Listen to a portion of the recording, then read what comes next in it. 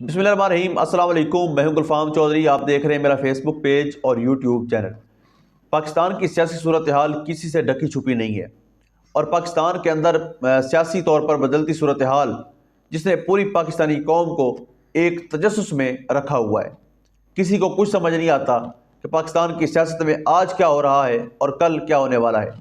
इस तरह से पाकिस्तान के सियासी पार्टियों के बदलते बयानिए, बदलते नारे और बदलती सोच जिसने पूरी कौम को कंफ्यूज किया हुआ है।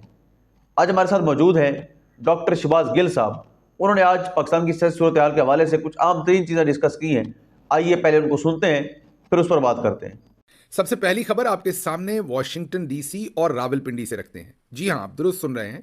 मैं जानबूझकर इसमें इस्लामाबाद का नाम नहीं ले रहा क्योंकि मामलात अब वॉशिंगटन डीसी और रावलपिंडी में सीधे होते हुए नजर आ रहे हैं। वैसे तो हमेशा से ही कम से कम 1956 से, जब से अयूब खान साहब आए थे, मामलात वॉशिंगटन डीसी और रावलपिंडी के दरमियान ही सीधे थे। लेकिन इस बार ये मामलात डिफरेंट तरीके से सीधे हो रहे हैं। किस्सा कुछ इस तरह से है कि चौधरी निजामुद्दीन खासे परेशान हैं क्योंकि जिन लोगों को वो हैंडल करते हैं उन्होंने अपने कद और अपनी रेंज से ज़्यादा बड़े मसाइल चला दिए हैं।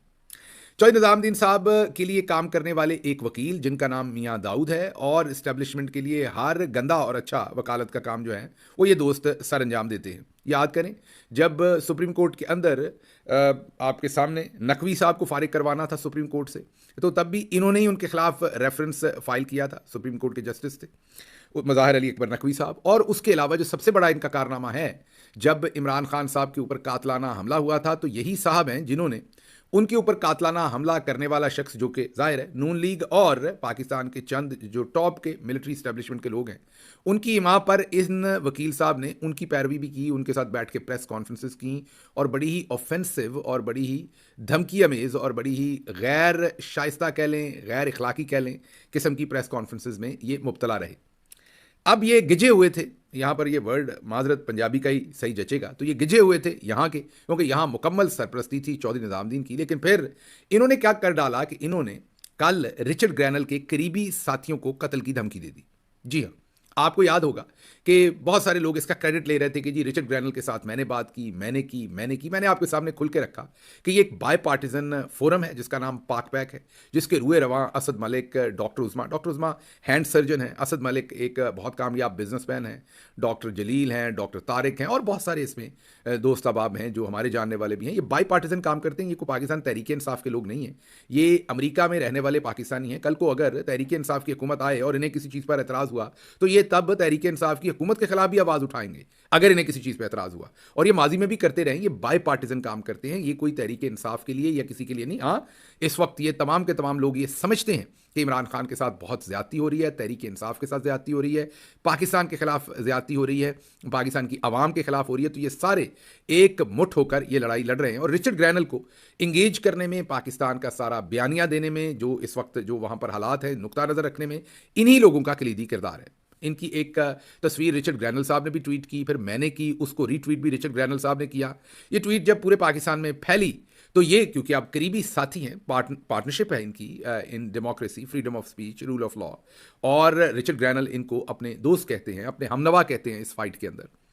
अब मेरा ख्याल है कि ये जो मियां दाऊद साहब थे, इन्हें पता नहीं था कि ये जो मजाइल फेंकने लगे हैं देसी साख्ता, इसकी रेपरकशंस क्या होंगी। इन्होंने सीधा ही कत्ल की एक ऐसा शेर लिखा जिसका मतलब ये था, मैं आपके सामने वो शेर भी रख देते हैं, लेकिन उसका जाहिर है रिचर्ड ग्रैनल ने तो उसे इंग्लिश में ट्रांसलेट करना है, तो उनके सामने जो आना है उन्होंने उसी के ऊपर बात करनी है। उसका मतलब यही था कि माँ की तौहीन करके जो दुश्मन से दाद वसूल करे, ऐसे शख्स को कत्ल कर देना चाहिए, ऐसे शख्स को ख़त्म कर देना चाहिए। ये उस शेर का मतन था जो मियां दाऊद साहब ने। अच्छा, आप कोई और शख्स लिखे तो समझ आती है।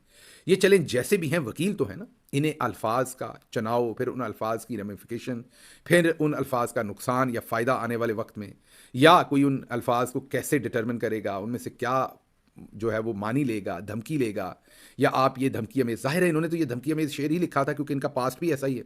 अब अगर एक नॉर्मल आदमी होते तो फिर तो समझ सकते कि चले हो सकता ख़ता होगी हो, लेकिन जिस तरह इमरान खान के जो असैसिन थे जिन्होंने इमरान खान के ऊपर असैसिनेशन अटैम्प्ट की थी, उनके साथ बैठ के जब इन्होंने प्रेस कॉन्फ्रेंसेस की थी तो इन्होंने बहुत ही ऑफेंसिव ज़ुबान इस्तेमाल की थी। अब जाहिर है इनका माजी भी था धमकी देने का, और उस धमकी के असरात भी आपने देखे कि इमरान खान साहब पर असैसिनेशन अटैम्प्ट हुई।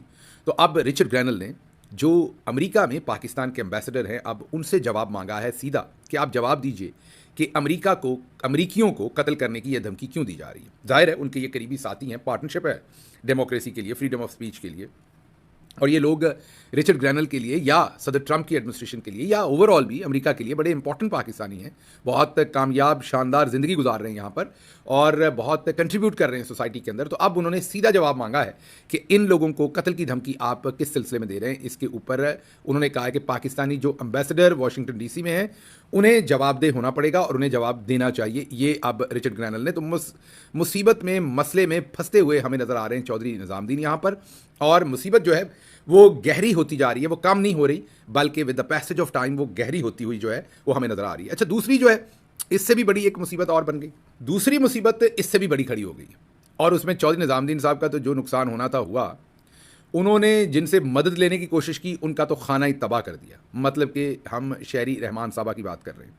चौधरी निज़ामुद्दीन साहब के पास ज़्यादातर अमूमी तौर पर वाजबी पढ़े लिखे लोग होते हैं, जाहिल लोग, कम पढ़े लिखे लोग, या फिर पढ़े लिखे ऐसे लोग जो अपना ज़मीर आसानी से फ़रोश कर दें, या फिर जिनको आप कौमी सलामती का मंजर आसानी से बेच सकें, हमारे जैसे बेवकूफ़, उनको चौधरी निज़ामुद्दीन गाए बगाए उनसे अपना काम लेने की कोशिश करते हैं। लेकिन हमारे जैसे जब उनको समझ आ जाए तो वो तो अपने आप को पुल आउट करते हैं, लेकिन जिन लोगों के फाइनेंशियल इंटरेस्ट होते हैं वो अपने आप को पुल आउट नहीं कर पाते। अब चौधरी निज़ामुद्दीन साहब ने ये जो रिचर्ड ग्रैनल वाला मामला था इस पर मदद मांगी, एक मीटिंग हुई। हमारी इन्फॉर्मेशन ये है कि एक आपारा में मीटिंग हुई, वहाँ पर चीदा लोगों को बुलाया गया और उनकी ड्यूटी लगाई गई कि आपने अब टेलीविज़न पर, स्पेशली ऐसे लोगों को बुलाया गया, ये मदद मांगी गई जो सफारती कामों से जानते हैं, डिप्लोमेसी को जानते हैं, अंग्रेज़ी शंग्रेज़ी बोल लेते हैं, पढ़े लिखे हैं, डिप्लोमेटिक हलकों में उनका असर और रसूख है। उन लोगों से मदद मांगी गई और उन्हें कहा कि टेलीविज़न पर जाकर ये रिचर्ड ग्रैनल के मामले को थोड़ा सा हैंडल करें, क्योंकि ये तो जो भी करने जाता है, ख्वाजा आसिफ हो या कोई और, ये तो ख़राब हो जाता है। और मियाँ दाऊद की ट्वीट के बाद तो काम और भी ख़राब हो गए। तो फिर रात गए, बहुत लेट रात गए, ARY की जिम्मेदारी लगाई गई कि आप शहरी रहमान साहबा को लीजिए। जी हाँ, ये चौधरी निज़ामुद्दीन साहब की ख्वाहिश पर शहरी रहमान साहबा ARY पर गई और उनका एक इंटरव्यू, फरमाइशी इंटरव्यू था चौधरी निज़ामुद्दीन साहब की तरफ से। उनको भी नहीं पता होगा कि अब शहरी रहमान भी फंस जाएगी इस इंटरव्यू के बाद और हम भी फंस जाएंगे। सर मंडाते ही औले पड़े। ये ज़रा सुन लीजिए शहरी रहमान साहबा ने क्या कहा और फिर हम आपको बताते हैं उनके साथ हुआ क्या है। ये एक कोई जाती एजेंडा है। मैं तो सिर्फ हैरान हूँ कि इन्होंने इतनी बात कर दी और इतनी मतलब अपॉइंटमेंट भी नहीं हुआ। मैं समझती हूँ कि बहुत ही बिल्कुल गैर मामूली बात है। ये कोई इनका जाती भी मुहिम है, जाहिर लगता तो यही है। अगर ये जाती होता तो ये एक जात तक महदूद रहता ना। हम जिस बंदे की बात कर रहे होते तो 500 ट्वीटें कर दी हैं, लेकिन 40 और लोगों ने भी ट्वीटें कर दी हैं, तो ये तो 40 जात हो गई, एक जात तो नहीं रही। फिर सुन लिया आपने। अब इस इंटरव्यू में शहरी रहमान साहबा ने, क्विकली बता देता हूं, 3 बातें कही। एक, रिचर्ड ग्रैनल अपने ओहदे और साफ लफ्जों में अपनी औकात से बढ़ के बात कर रहे हैं, वो अपने मैंडेट से बढ़ के बात कर रहे हैं, वो जो उनका प्रोफेशनल जो उनके बनती है स्पेस उससे निकल के बात कर रहे हैं। आम लफ्ज़ों में मैंने जैसे कहा कि अपनी औकात से बढ़ के काम कर रहे हैं। ये उन्होंने नहीं कहे, अल्फाज नहीं इस्तेमाल किए, ये मैं आपको बताने के लिए कह रहा हूँ कि ये शहरी रहमान साहब ने कहा कि उन्होंने तो अभी हेल्प भी नहीं लिया, उनके पास तो अभी कोई पोर्टफोलियो भी नहीं है, ऐसी बातें की नहीं जाती, वो क्यों कर रहे हैं, वो अपने आप से बहुत बढ़ के बातें कर रहे हैं। जी बिल्कुल, जिस तरह से आपने सुना कि पाकिस्तान की सियासी सूरत हाल किस तरह बदलने जा रही है और पाकिस्तान के जो हालात हैं उनके अंदर कितनी बड़ी तब्दीलियाँ मुतवक्के हैं। यकीनी तौर पर अगर पाकिस्तान के लिए ये सारे के सारे सियासतदान, सारे के सारे ब्यूरोक्रेट्स और पाकिस्तान की अदलिया, ये सारे के सारे अगर सिंसेरिटी के साथ काम करें तो कुछ बईद नहीं है कि पाकिस्तान के हालात जो हैं वो बदल जाएं और पाकिस्तानी कौम के लिए ये जो मुल्क है ये अमन का गहवारा बन जाए। इस मुल्क के अंदर इस वक्त सियासी अदम इस्तेहकाम के साथ साथ जो सिक्योरिटी को चैलेंजेस हैं वो भी बिलाशुबा आम पाकिस्तानी के लिए परेशानी का बायस हैं। अल्लाह पाक वतन अजीज़ का हामी और नासिर हो। पाकिस्तान जिंदाबाद।